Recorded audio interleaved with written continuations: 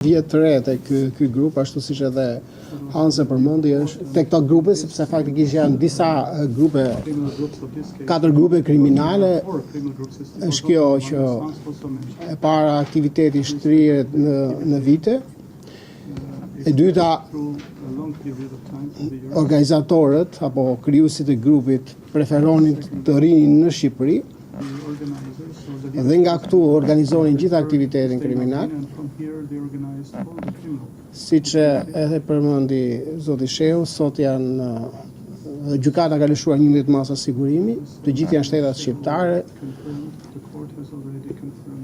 Sipas dhënave tona 10 ishin në Shqipëri dhe një nuk është në Shqipëri.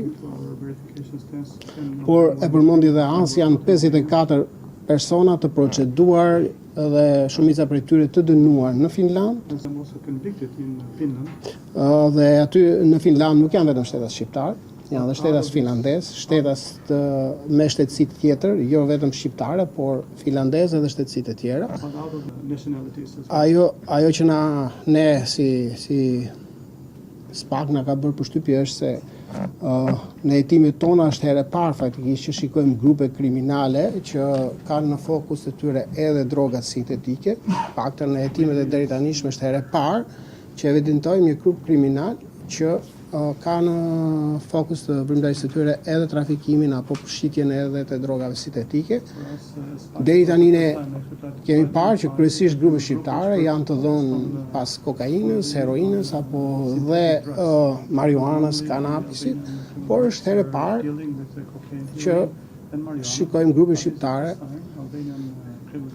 të fokusuar apo të dedikuar edhe trafikimit të drogave sintetike.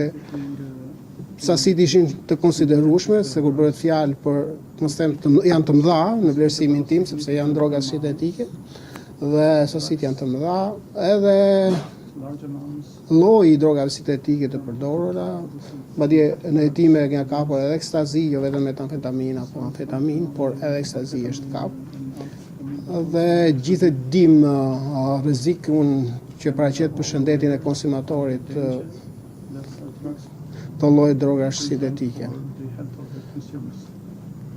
Tipologjia është e tillë, pak a shumë, domethënë, ky grup kriminal kishte krijuar një rrjet të tyre në Finland, kishin bazat e tyre në Finland,